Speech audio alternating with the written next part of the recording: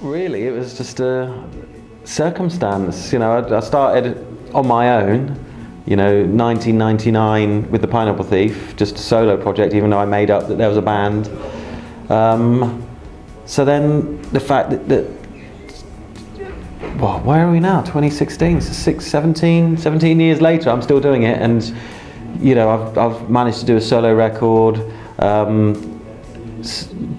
Got the record deal with K-Scope. That was probably the big turning point in my career, thanks to a good word that Stephen Wilson put in for the band, and then that opened up, all these avenues, and when the label suggested that we did this collaboration with Jonas from Catatonia, it was like, I knew who Catatonia was, but I didn't, that was it. And so then becoming friends with Jonas was just, it was just circumstance, that these things happen, and it was just a joy to do, really. When I look back on it, I'm just really proud that I've done it all. And it's only recently, sort of the last 12 to 18 months, I've moved into mixing and production, so working on the surround sound for Tesseract and Anathema and Catatonia and Opeth.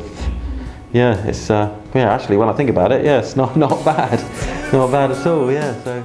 Well, the rest of the band aren't here to testify, but in the early days, I was probably a little bit more tense, basically a little bit more hard work to be around, and I was always suffering for my art, and it was like the albums were hard to make because we didn't have much money. We couldn't make a living out of music, so we had day jobs. Put a lot of pressure on our home lives, because if we weren't at work, we were at home writing songs or in the studio, and it was hard. And even albums up as recently as even Magnolia, it was a hard record to make. Whereas this one, I don't know why, and I'm a lot older, a lot more I've mellowed out in my old age, and the thing just came together really, really easily. And I remember saying to Steve when I started writing the record, I said, it's the 11th Pineapple Thief album. I don't really care what people think anymore. I'm going to write what the hell I like, and if people like it, great. If they don't like it, I've reached this zen state where people can say, "Oh, Bruce, your new album sucks," and I'll say, "I don't care what you think." And I think that made the record. For me, it made it a really true, honest record. And but the good thing was I wrote the songs, and then when obviously with Gavin's drum parts coming in, the way it worked was I've got the main studio at my house, but Steve, keyboard player's got a studio in his house. We've kitted out our bass player to have a setup at his. So everyone was doing their bits in their leisure, and they were sending it to me, including Gavin has an amazing studio in his house. And I just brought all the tracks in, brought the faders up on the songs, and it was like, wow, this is brilliant. It was almost finished there and then, so it was like really chilled out. Well, I completely underestimated what an impact Gavin's drums would have, and when K-Scope, our label, suggested Gavin drum on the record, because we didn't have a drummer, there's just three of us. Dan left to pursue, we just didn't have time to commit. He had other things that he had to pursue, and I initially thought it was a bad idea, because it was like, well, it's Gavin Harrison, he's the Porcupine Tree connection, the whole Stephen Wilson thing, the fact that he was so busy with King Crimson. But then I thought, well, who's the best drummer? If you were going to think musically, who would be the best drummer for this record? It would be Gavin Harrison. So I thought, sod it, and let's do it. And like I said, I don't care what people think. If people say, Bruce, you're just doing this for some marketing ploy, I say, sod off. So I sent him the demos, and luckily he agreed to do it, because obviously he doesn't have to do these things, and he gets asked to do a lot of stuff.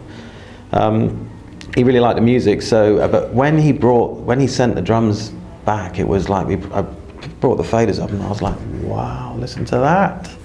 And the whole band was like, holy, this is just completely transformed the songs. And I deliberately sent the songs to Gavin with no guide drums. It was if there was a drum, it would just be dum dum dum dum dum.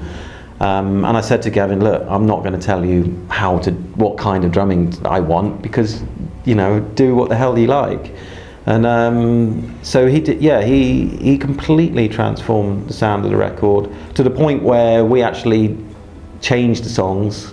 In fact, some of the songs Gavin rearranged for us. Chopped bits out, made the sort of timing more interesting, and then that made me go back to the parts and made it better. So it was what it became, and a real integral part of the sound of the new record. He is obviously touring with King Crimson until at least December.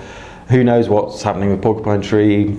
But I did joke with Gavin. I said, look, when this record sells 1 million, I'll give you a call, and we're for the world tour. So never say never. Never say never. It has. The band has discussed, like, what the hell are we going to do live, because no one has. When we released the teaser online, people didn't know it was Gavin Harrison, but they said straight away, everyone was like, oh my god, this sounds like Gavin Harrison. It is Gavin Harrison, oh my god, because his sound is so distinctive. I don't know what we're going to do. I'll cross that bridge when we come. Yeah, I mean, we've always had strings, but I remember because I wanted to just do it a little bit differently this time.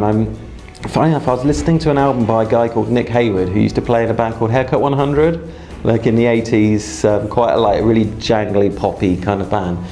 And he did a solo record with a really beautiful string section. And I looked up who it was, and I thought, oh, you're right, it's Jeffrey Richardson. And I looked him up online, and so like, oh, he plays in Caravan, sorry. And funny enough, the very first Pineapple Thief gig was supporting Caravan, and so we just dropped him a line. And he was like, "Yeah, I'm up for that." So it was nice, and he recorded all his parts in his studio in Canterbury, sent them down, and then the clarinet. That really, the album didn't need a clarinet on it, but that was just me because I was a big Supertramp fan. And it was like, oh, John Halliwell, it's like, he's my hero, and it's like, if he can play on one of my songs, that'll just be, I can die happy. So that was just really a one for me to tick off. But it was lovely that he agreed to do it, and he's such a nice guy, so yeah, it was great. Well, yeah, funny, because if anything, that song, well, I say it was one of the more straightforward ones, but it's one of the more straightforward rock songs, and you got Gavin doing the really cool, head nodding groove. But the interesting thing for me about that song is the way that it doesn't go into a big anthemic chorus. It actually drops down into a mellow chorus when you're not expecting it, and then it explodes into an instrumental section, into the guitar solo. So I was quite pleased with how the song came together from a songwriting perspective.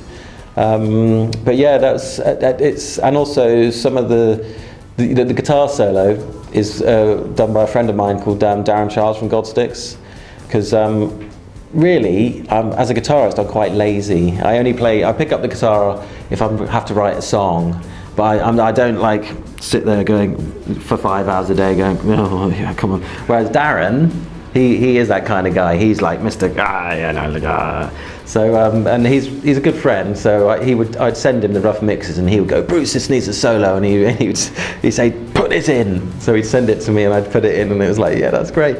But the only worry, of course, is what we're going to do live, because everyone's going to be watching, going, here comes the solo, and I'll be like, whoa. But yeah, so it all came. That's when I said it was a joy to make, because it all came together really, really nicely. Well, there is a bit of a story about that song, because that was one of the last songs I wrote, and I was getting a bit tired, and I was stuck.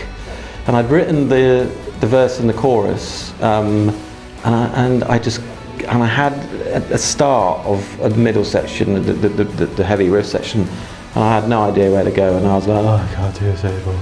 And Gavin phoned me up and said, how are you getting on with that song?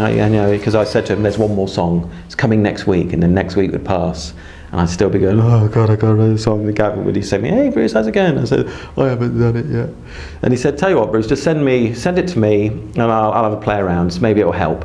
So Gavin actually drummed the entire middle section before, without me writing any, or anyone playing on it. So all those intricate drum parts in the midst with the bars of 4, the bars of 3, and the bars of 5. In fact, it goes down from all the way. It's rhythmically, it's amazing. And that was all Gavin. So really, if anything, I should give him a writing credit on that.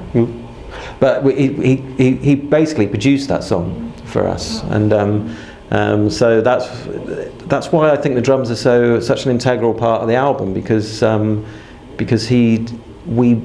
we almost crafted the album around the drums in a lot of the songs. Well, again, I remember sort of sitting down and thinking to myself, I'm going to write a long song. And the reason I do that is because it completely changes your approach to songwriting. If you know that this song isn't going to be 4 minutes, it's going to be whatever it is. Because that's why I started with this sort of motif, just this guitar, very simple guitar.